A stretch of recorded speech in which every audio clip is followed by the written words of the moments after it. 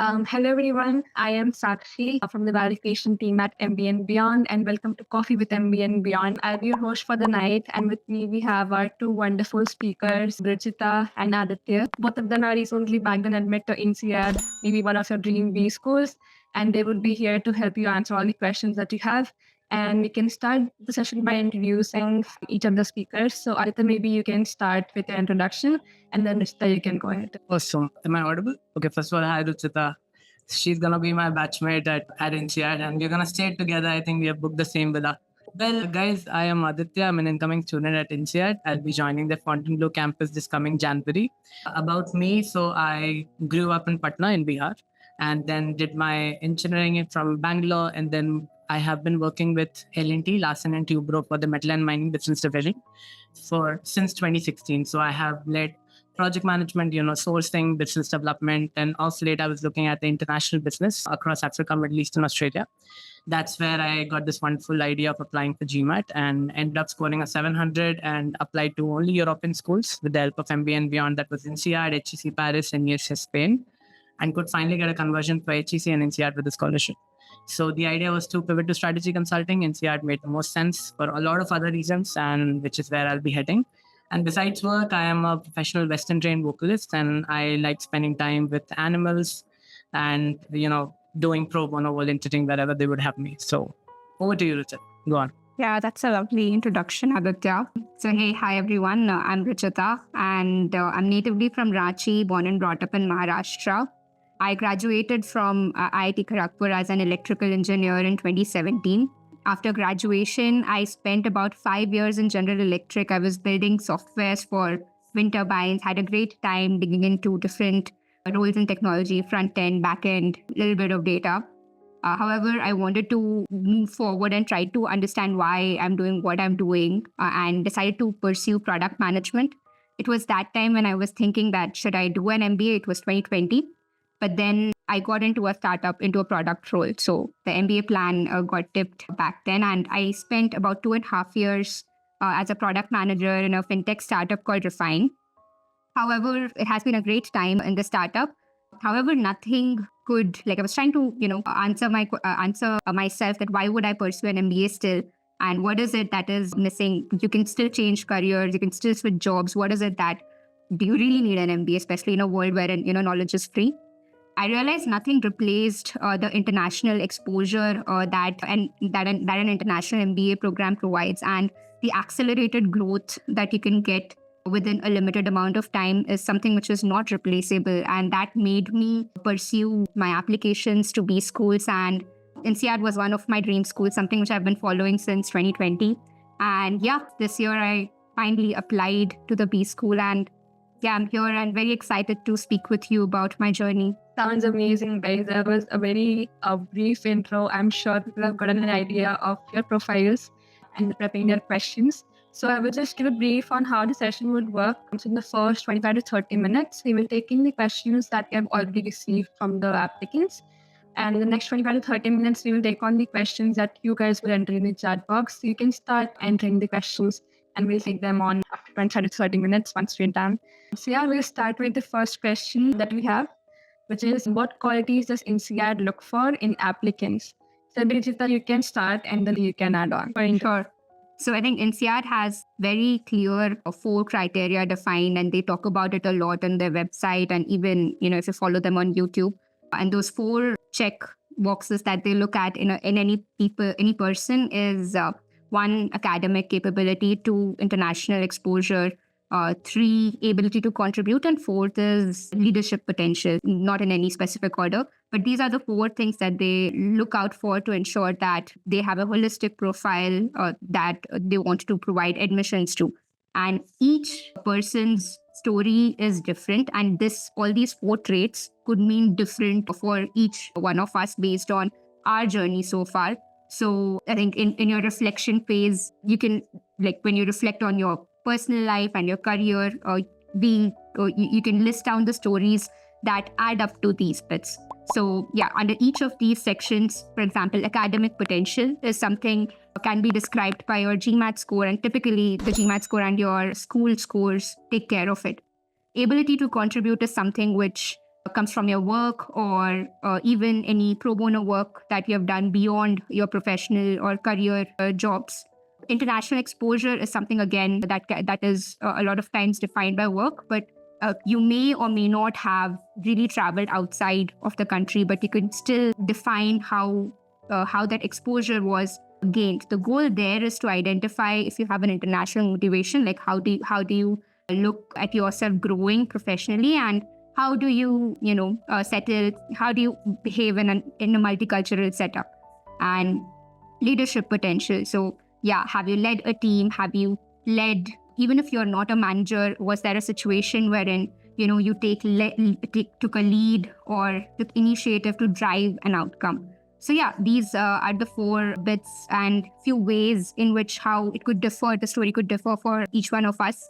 Aditya, would you like to add anything? I think Ruchita, you've perfectly captured all the characteristics that actually INSEAD looks for. And I would just go ahead and say that if you can also showcase your career progression, how you've grown as an individual, probably from where you started to where you are now. And when you talk about international motivation, so we also need to understand from the fact that we have about 90 plus different nationalities in school. So it's not necessarily that you may have to go to let's say other parts of the world to work, but then how do you reflect that you're okay and you kind of have that sort of cultural maturity to accommodate that sort of cohort is something that I would like to add. Probably Ruchita, you've already covered it, but then I just wanted to highlight this. Right. And guys, as mentioned by Ruchita, those 4 checkpoints that Ustaz mentioned, even if you don't, maybe checklist 1 or 2 of them, we can still, work on your profile. You can still add on more that you think that you have to your profile. For example, international exposure, as Aditya mentioned, it's not necessary that, you have to travel somewhere. You just need to showcase your potential to collaborate in an international environment when you go to Europe, when you get the job market over there, when you start working. So you need to show that potential in your application. And for scores, you need to show maybe a good GMAT score that can compensate for, let's say, if you have bad academics, you can compensate that by a good GMAT, or you can show a really good professional aspect to your profile. So a lot of things can be done, so don't necessarily be dependent on these 4 things. Okay. And we have the next question, that is, how can you create a resume that highlights your strengths for INSEAD? So maybe Aditya, you can go on, and then Ruchita, you can add on. Yeah, sure. So I think first and foremost, prepare a 1-pager CV. A lot of the times we tend to have like 2 or 3 pages, which is not really required. It should be very concise. And what Ruchita mentioned in the previous answer, that those 4 characteristics is something that you need to highlight even via your CV. So what we do, or what I did, is follow the STAR format, which kind of keeps the whole context in place, but is also able to highlight the impacts that you had at work. One big no is to mention your JD. It's not something what they're looking for, but probably talk about the impact stories, something that you would have contributed. Even if you have assisted your leaders in some way or the other, that's also counted as sort of collaboration. So keep that in mind. And also regarding your academics, probably mention about your undergrad, your master's, but not necessarily your 10th scores. So keep that in mind. Basically, it depends on how much space you have, right? So use the space wisely. Please use same font size, and try to keep the same font throughout your CV. Also, don't mention about skill sets. You can probably highlight them in the work experience part, but then you don't need to highlight it separately. Yeah, mention your numbers, mention your email ID, and it should be good to go. Yep. And maybe a few points to add to that, right? Definitely, it should not be a JD. And what it translates to is talk about outcome. So you may have fixed bugs as a QA, right? That is the task you did as part of your JD. But fixing that bugs, what outcome did it lead to? Did it lead to delivery of a very important software which changes lives of people? Talk about that impact. So I think so reflecting on your work, often, in our day-to-day lives, we get limited to I code, I think, I design, but take time to translate all those small activities to the bigger picture. Translate your small task and understand how it is translating to the bigger picture, and talk about impact. So first thing is, the resume needs to shout impact, that, whoa, he drove this or he drove that, and wow, okay, that is where, the impact has been made. Like a 10th standard person should be able to understand, even if they don't know how to code, they should be able to understand, did you impact the renewable energy space, or did you impact somebody's personal finance? that is important. I think growth-wise, right, that's an important point. And I personally had situations wherein I did not have a designation change, but my JD was changed. In startups, that happens, right? So maybe like an insight there is. So one important thing is to highlight growth. And if ever you have taken multiple, above and beyond roles in your current role, feel free to break it down. So one trick, if within the same role you're doing multiple things. So as a product manager, I was doing product and I was also doing growth. So I broke it down as product management, growth, product management, core products. That way, it shows growth on how you have taken increased responsibilities. And it also, adds up to your growth story in a very concise manner. And maybe one additional tip, I think, like covering all the 4 points in the resume, adding to that point, right? So if you have, like, often international exposures varies for different people, right? If you have worked abroad, great, you directly have a full dedicated section to it. However, for me, I didn't fully work anywhere, but I had attended like seminars and meetings and maybe like 1 or 2 week sessions. So what I did in my resume was have a dedicated section for international exposure wherein I summarized all the small trips that I did. And even in those 2 weeks, again, the big picture view, what exactly, even though, you attended seminar, you did some conversations, which big picture were you adding on to? Were you defining the roadmap for the quarter? Or what were you doing? So I had summarized the international exposure on my resume as well. So yeah, those are a little bit of additional things that like I had come across on resumes and something that I had done on my resume as well, if that helps. One more thing which I would like to add to your point here, which is something which I struggled with, right? So when we started probably my consultant and I, when we started my essays, there are these 4 checklists that INSEADs look for, but then you yourself would have to, I'm talking to the candidates here. If you know what your core strengths are, try to play along those lines. So let's say when Ruchita did mention that she didn't have that sort of real, international exposure, probably she compensated it by her trips and collaborating with stakeholders. But for me, that was my strength. And I had, a 700 GMAT. So I knew that it was, below the average. So I tried to compensate that by adding my sectoral experience, by my international experience. So play to your strengths, and the same theme should reflect in your essays and in your CV throughout. So it should be very streamlined. I think you guys have answered this really well. We have some questions in the chat box that I will start taking. One of it is, what kind of questions do we get for video essays and how to prepare for Kira? Same thing. I think people have already started preparing for interviews. So yeah, we can take this one. Yeah, okay, I can go first. So I think Kira has 4 questions and maybe top 2-3 questions that you need to be very clear about and something which you prepare. So Kira asks nothing new from what you have, not what you've done in your essay. So you've already done it. I think Kira is more about how you are, almost physically presenting your ideas and thoughts. So it's on Kira questions. It's more like the focus needs to be on, you displaying your conviction and authenticity towards your current motivation for pursuing an MBA. So the questions are regular, right? What are your strengths, weaknesses? Why MBA? Why INSEAD? Something that you would have thought through while applying for essays. However, you may want to, there is, over the internet, you will find about a list of questions of about, I think, 60, 70 questions that Kira standard in general asks. And they are around this theme. So you can it's important to be concise. So maybe before the Kira interviews, while the questions are generic, it is important to be clear on what are the points that you would like to highlight. You may have 10 strengths, but in those 45 seconds, you only want to talk about that 1 or 2 strengths, which is very unique to you and which you very strongly feel about. And those are the first 2-3 questions, more about you, your ideas, your long-term goal, short-term goal. The 4th question is something which is I think it's called the bazooka question sometimes.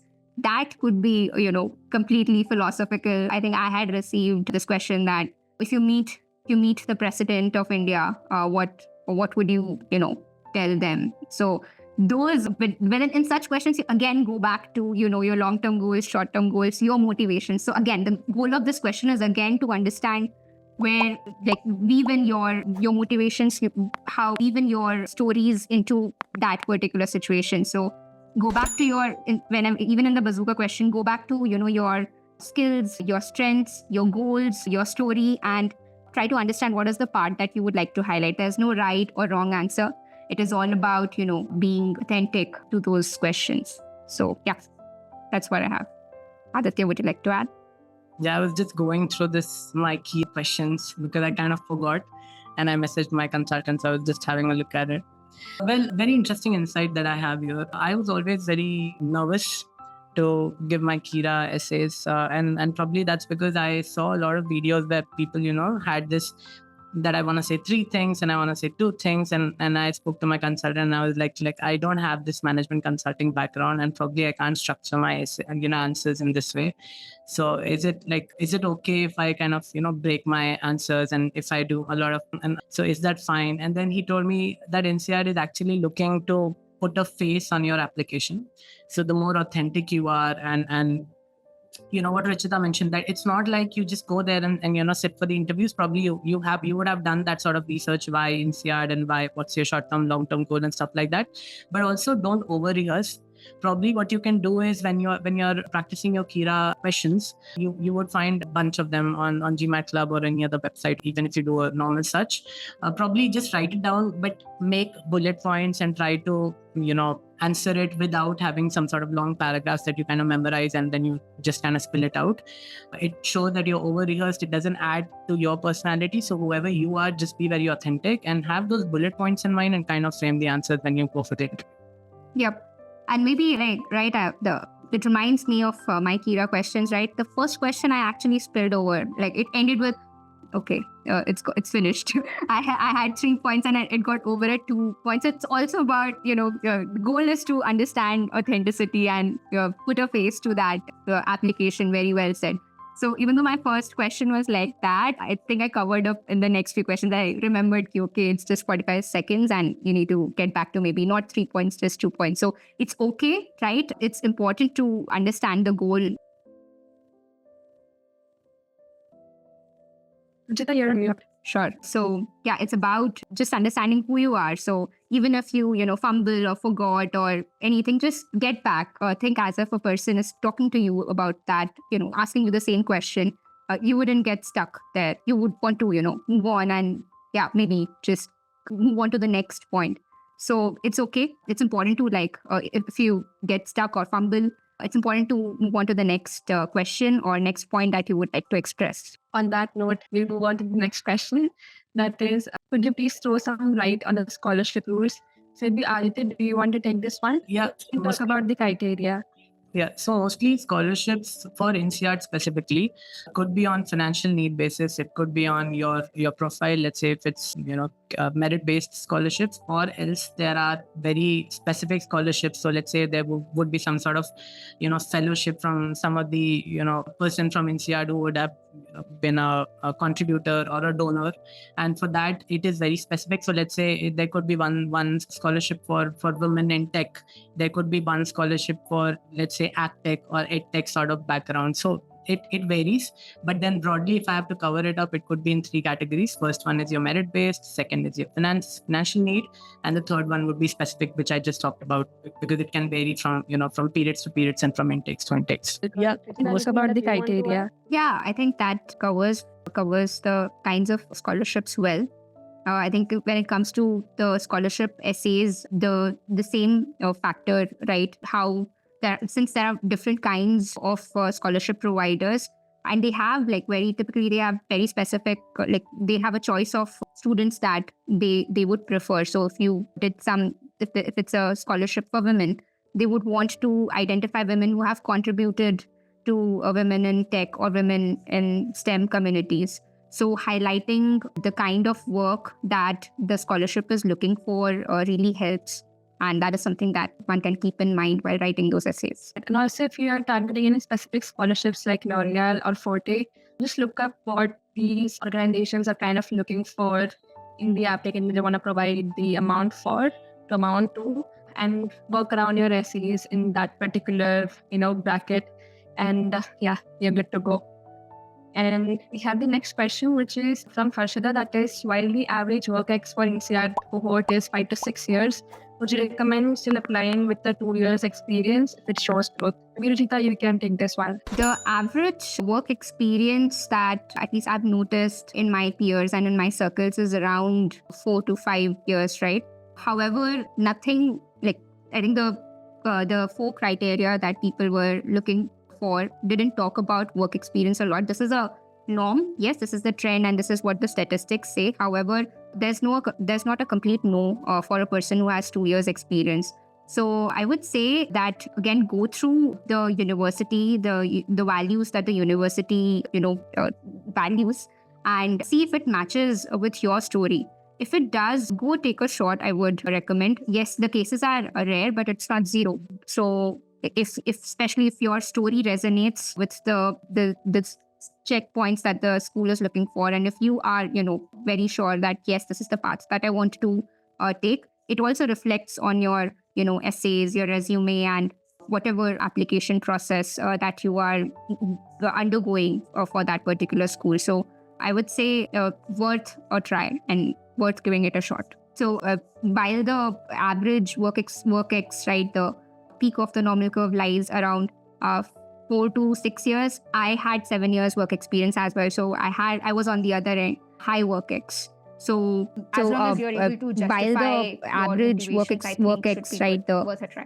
as long as you're able to justify your motivations, I think should be good. I think we Worth a can try. move on to the next one. I think Ruchika already answered. Yeah. We have the next question, an interesting one, that is what made INSEAD stand out for you from other European colleges? Ruchita, I think I would like your answer on this.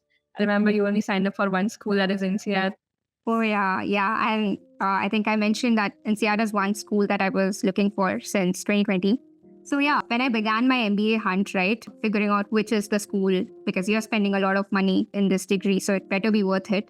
And in that shortlisting, I resonated with the values of INSEAD. And I think INSEAD very, very loudly talked about the value that it gives to diversity and inclusion. Every school does it, but somehow I resonated with the way INSEAD did it. I could see it reflecting not only on their website, their YouTube, the people I spoke to.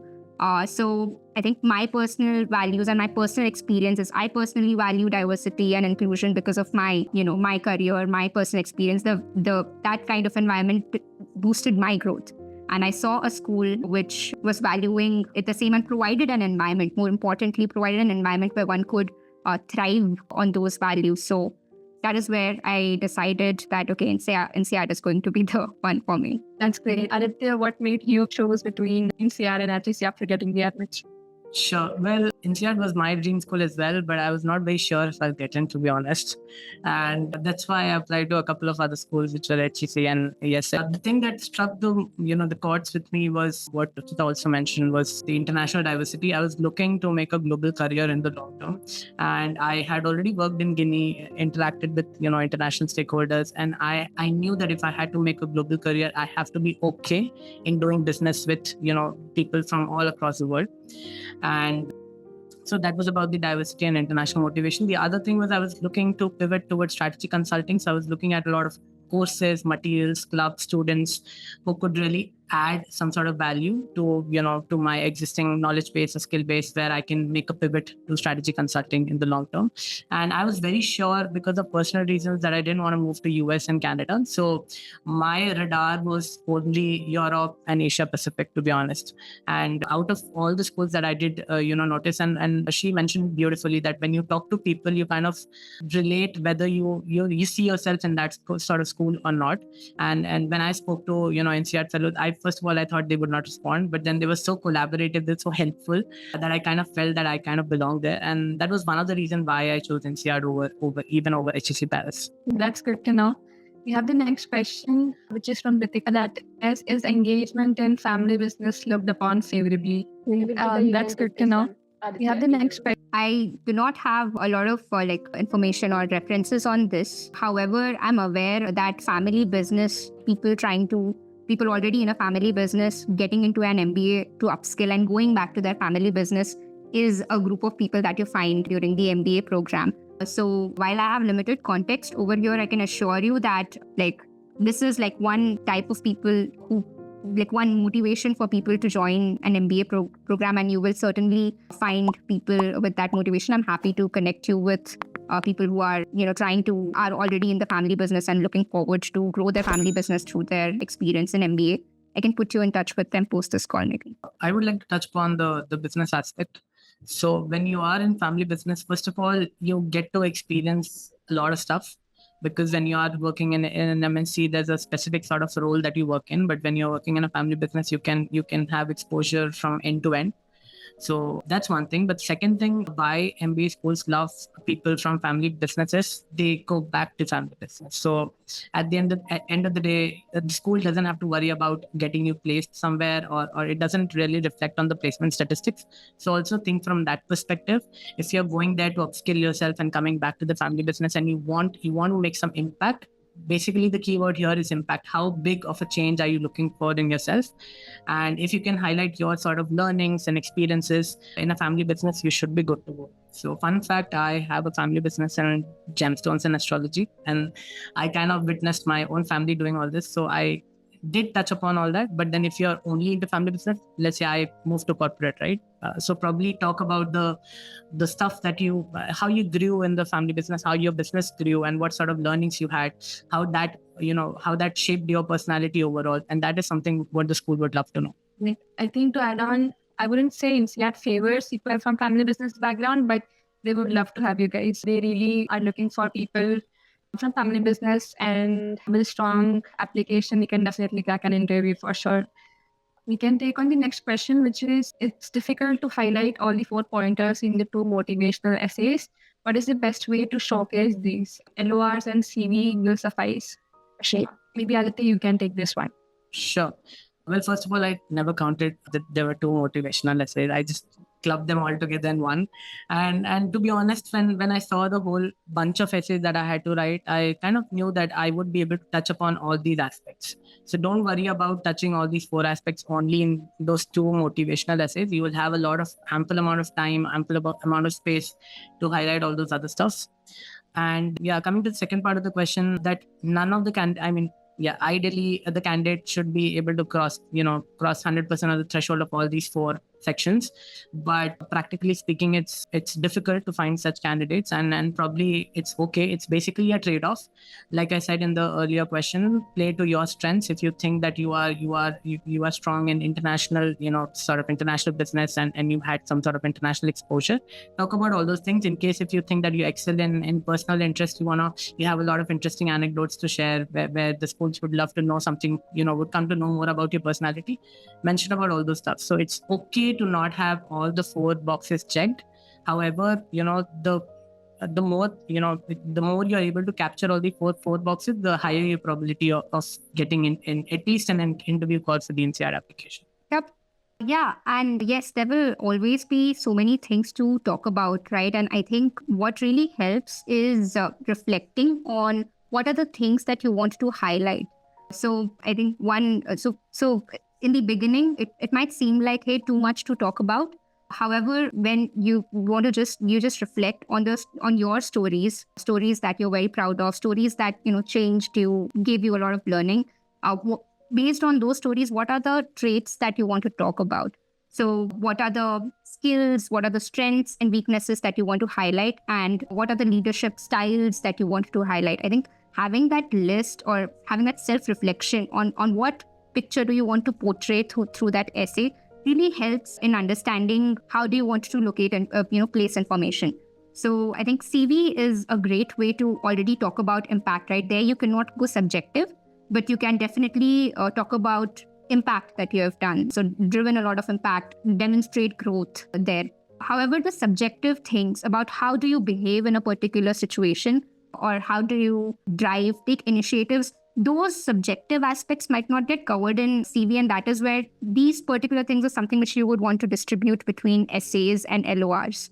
So I think I would recommend, self-reflection on what are your USPs, what are the USPs, unique selling points that you would want to highlight, and understand how it splits between essays and LORs. And do ensure that, with whosoever your recommender is, you don't want to, repeat points between essays and LORs.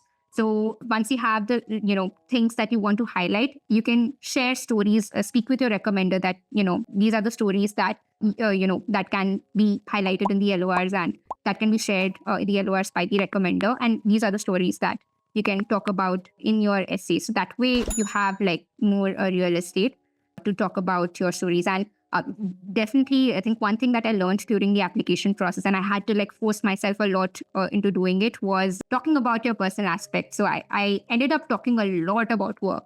And it kind of just portrayed the professional side of me, but had like no background of where Ruchita came from and stuff like that. So especially the motivation essays, right? Definitely, do not ignore your learnings from your personal stories. So I ended up talking about fostering a cat in my motivational essays. So I think that personal touch onto your stories really helps to visualize, because impact every competitive candidate is driving. But how do you drive that impact, or how do you behave in a tough situation is something which is more unique to you. So yeah, that is how I think those are a few tips on spreading out the story or your picture across the application. And Sakshi, just to add, sorry, I'll just take a minute. One thing which I mentioned, which really worked for me was during the brainstorming session, right? What Ruchita mentioned, that you need to introspect. Once you're done with your introspection, you clearly know who you are as a person. And that is something you kind of communicate to the admission team.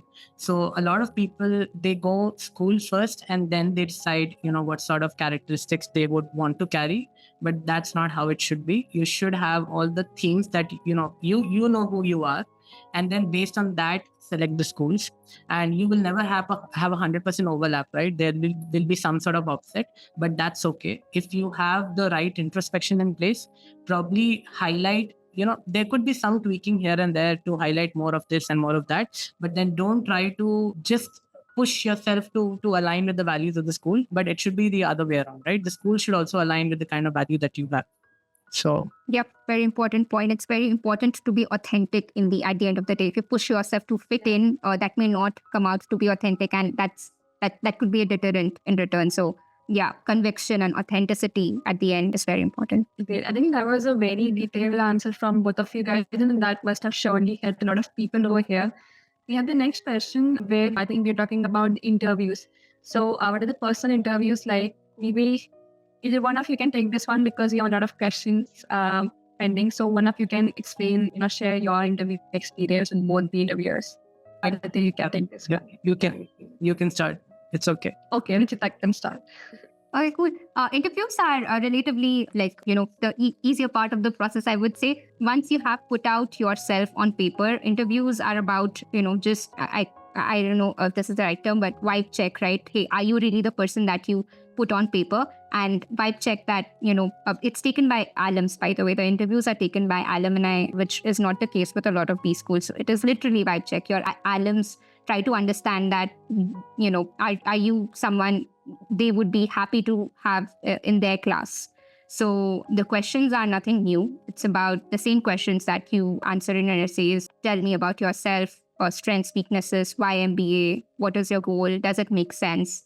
And yeah, and most of the times the interviewers are from, your background. So they could be either from your pre-MBA background or the goals that you have mentioned, so post-MBA. So there could also be, questions around motivations of why a particular field.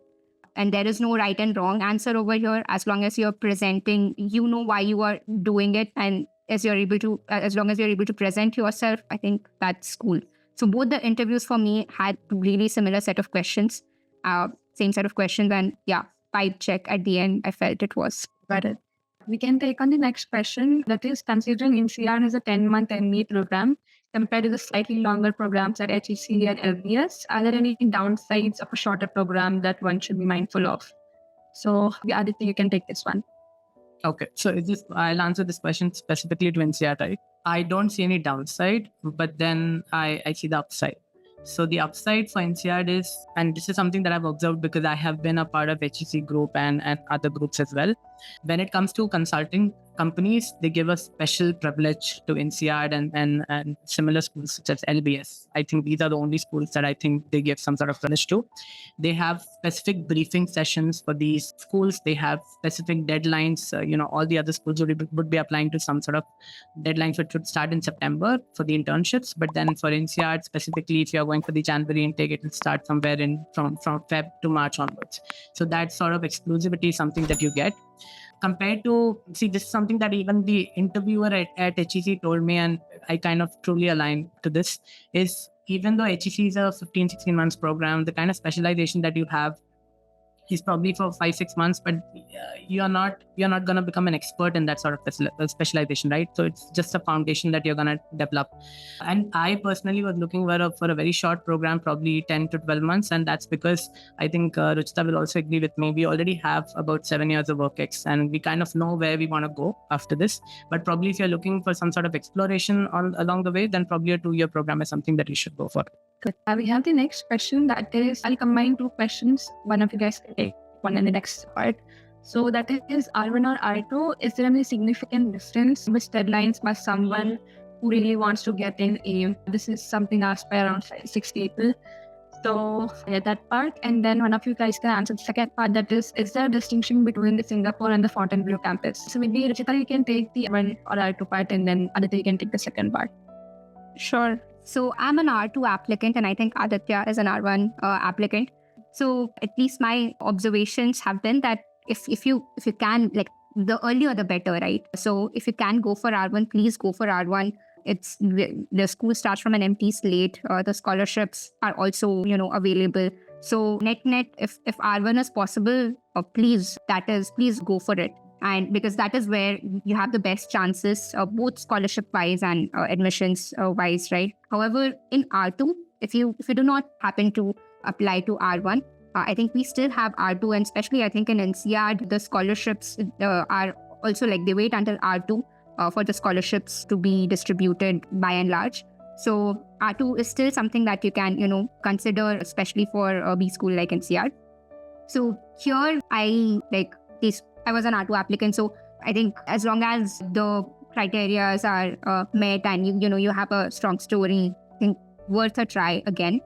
However, R3 is I think that becomes tricky. I have not had many first-hand experiences, but from friends and peers, I understand that R3, again, the possibilities are not zero. I'm aware of 2 people who made it in R3 from India, right? But for international students and for many reasons, because 2 rounds have already happened, the chances reduce with each round. So point number 1, start as early as possible. And point number 2, try to go at max try to complete your application at max by R2, because it's not just about admissions. You will also want to be, considered fairly for scholarships. So yeah, those were a few inputs on R1 and R2. Hope that answers. I'll take the second one, which is regarding Fonty and Singhi. So actually, there's not much difference with respect to the quality of education, right? A similar subject, same faculties, so you will not find much of a difference. But then the difference is, where do you see yourself working? If you see yourself working, let's say in financial services or finance heavy, let's say PEVC sort of space in Asia Pacific, then Singapore is the place to go, Singapore. If you see yourself, let's say, working in sustainability, energy transition, oil and gas sort of fields, even family business for that matter. I think family business is more or less spread throughout. But then consulting on consumer goods, luxury products and stuff like that, probably Fontainebleau is the place to be. Again, if you don't see yourself, you can. It's not like you can't do consulting in Singapore campus. Of course you can, but then also see where you see yourself working, let's say 3 or 5 years down the line, and then take a call. Also, when you're allocating a campus, and this is something your interviewer might ask you, so you should have a very solid reasoning as to why you chose Singapore campus or why you chose Fontainebleau campus, right? So keep that in mind before you evaluate your option. And the best way to go about it is talk to people. Talk to people at Fontainebleau, they'll bitch about Singapore. Talk to people at Singapore, they'll bitch about Fontainebleau, and then figure out what is it that you like. So yeah. That's an amazing advice, Aditya. So yeah, we move on to the next question. That is more like a situation. If someone doesn't have an international exposure, what should they do to strengthen their area? Ruchita, you can take this one. Yeah. So here, the goal, it's important to understand why they are asking this question, right? The goal of international exposure question is to understand how do you fare in a multicultural situation. So have you been in an environment where you were with people whom you did not know very well background wise? And that could happen, one, if you go work outside, great, in which case it's a clear international exposure. But if you have not, and if you have worked within your country with virtually with different set of people from different countries, that also qualifies as international exposure because you get to work with people of different cultures, understand, collaborate with them, understand how can you resolve things that could occur as hindrances, and you have that way of working in such a setup. If you do not have virtual working experience with international team members, I've also met people with like not having international exposure virtually or physically, but talking about the diversity exposure within the country. Thankfully, India is a very diverse country, right? And I can see many participants from here. So if you can talk about, how coming from one particular state, meeting with people from different states, diversity of any kind, and how were you able to thrive in that particular situation, still drive outcome in that particular situation. So this is one aspect, right? How do you behave, or how do you grow with the team in a multicultural setup? So definitely highlight that. And second thing is international motivation, right? So this is about the past, what you did, but what you want to do international exposure wise. You might want to highlight about, how you look at your career in general in future. So do you look forward to like just work in India, in which case the question would be then why an international MBA? So ensure that you are able to put out that international outlook bit through your essays, through your resumes, through your post MBA goals. That way, the person assessing your application gets to know that, okay, this person is good with working in a multicultural setup and also has an international outlook. So yeah, that's about how you could represent international exposure on your applications based on your experiences. Got it. I think that was an answer. Before we move on to the next question, guys, as we all know, R1 is around the corner for top business schools, and R2 deadlines are also approaching very soon. So if you have any questions on our applications timeline or regarding applications, our co-founder Paribi is going to conduct a session soon, a close-knit one where she'll talk on various aspects of MBA applications and how you can get started for your applications. So if you're interested, Neha would send a link in the chat box and you can register for that, and we'll talk soon. And on that note, we'll take the next question. That is, how important do you feel the LORs were? As a freelancer, I'm afraid it is going to be difficult to acquire some. So if I was wondering if you could maybe pick up with the essays. So yeah, Aditya, if you can take this one. I think we can talk about the importance of LORs. Yeah, sorry, I didn't understand the second part of the question. The applicant is saying that they are freelancer and they're afraid it's going to be difficult to acquire the LORs. So how can they make up with the essays? Okay, so I am not an expert myself because I never did freelancing. But then the thing that I can talk about is, in case if you want an LOR, the best bet for you would be your clients.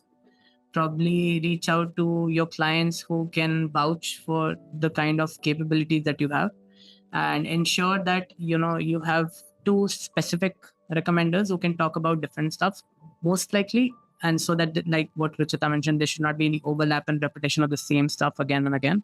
But in case if you're freelancing, do not take a client, do not take a client as a recommender who probably you would have worked with him for in 2020, but then keep it very relevant. Let's say in 2024 and 2022 is something which is still acceptable. So client's recommendation is okay as long as you can show that you were freelancing and you were not working in some sort of a corporate setup. Got it.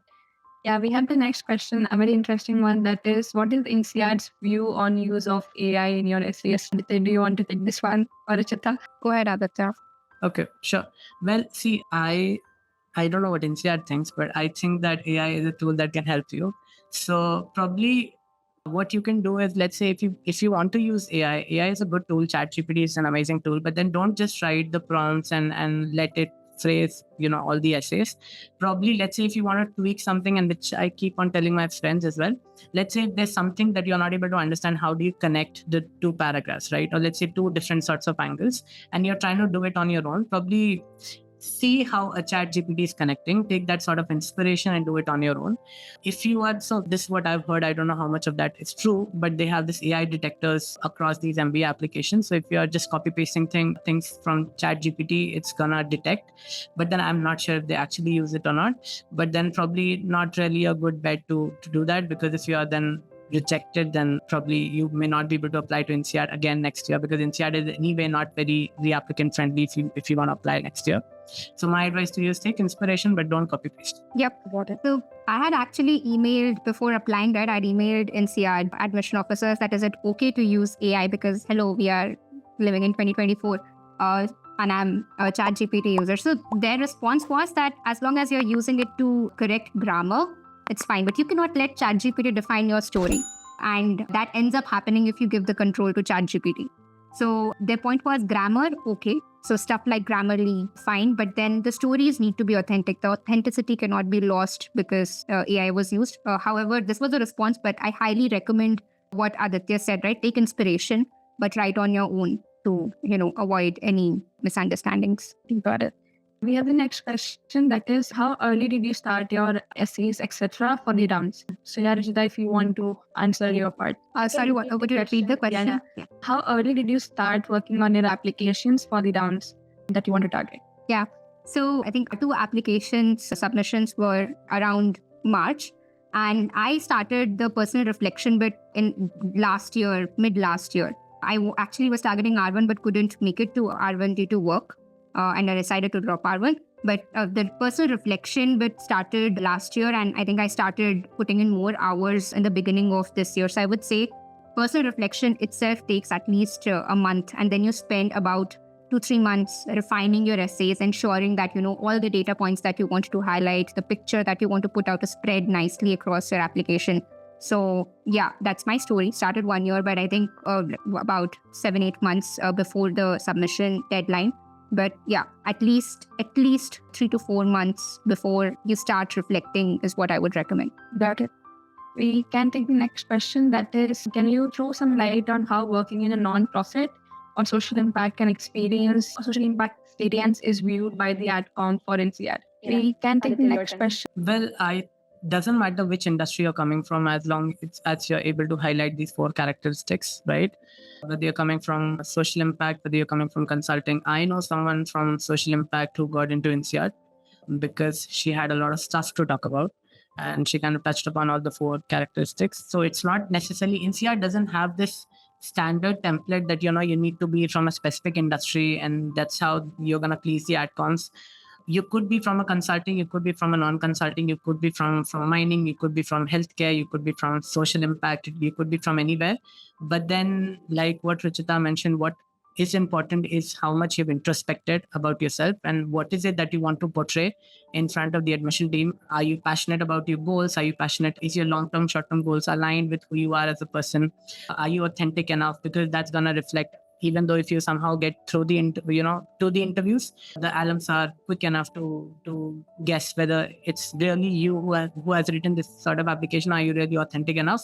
So consider all those kind of things. I think the more social impact, personally, I feel that if I had social impact sort of work, I would be very happy because it's very easy to highlight the impact and it's understandable by everyone, right? What Ruchita mentioned in the first or second question, that kind of dumb it down so that everybody can understand what you have done. And social impact, I personally feel is very impactful if you can put it up in a right way. So I would say don't be shy and should not be really a barrier for INSEAD. But like I said, what is important is how streamlined your overall connection is, right from your childhood to what you have done to what your short-term and long-term goals are. And if you're good in that sort of aspect, then it should be good. You should be good. Got it. We have the next question, that is, how does INSEAD view a gap year? You can take this one. Sure. So everybody's story is different, and like gap year in itself implies nothing, right? It just implies that, okay, something happened. You need to they think that there are enough spaces in essays wherein we get, in fact, there is a dedicated optional essay wherein you are asked about, is there anything that you would like to share with the admissions officers? And that is a place wherein typically candidates share about any gap in career or in academics that they would like to highlight, a lower GP or anything which they feel you need to use. They think So there are gap year enough itself doesn't spaces indicate in anything essays as long as wherein you're able we to get, in fact, there is a explain, dedicated what optional happened essay. or But how did you utilize your gap year or not utilize your gap year? How did it change you or not change you? Have that shared with the admissions officers. Just let them know what happened, and there is like a dedicated space for you to express that. So in itself, a gap year means nothing. What you did in the gap year, what happened in the gap year, how it impacts you as a person is what gets read as a takeaway for the admissions office. So yeah, that's about the gap year bit. Got it. Before we take on to the next question, which will also be the last question, guys. So after this session, you will receive an email from our team regarding NCR resources. So make sure you check out those. And also some of our very experienced consultants like Andy, Rajat, Shantanu, our founder, are available right now to take applicants for NCR R2 and DAN intake. They have an amazing success rate for NCR and other European B schools. So you can if you're interested in working with us and them. So let us know after this call. You will receive an email from us, and then you can reach out to us and connect with us from there. And then we'll take on the last question, that is, how's the outlook for landing jobs in Europe from INSEAD provided the current landscape regarding work sponsorships and visa regulations? Aditya, if you can take this one. Aditya, if you can take this one. But then probably we can answer this after a year. Countries where people But then are working. It depends on the kind of industry there that are you wanna countries work in. that said that you can't expect to be working in France without knowing French if you want to be in a client-facing sort of role.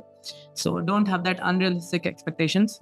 Probably Nordics is a place where you can be if you don't know the language and if you can speak English. UK is not doing great. We don't know what's going to happen after a year.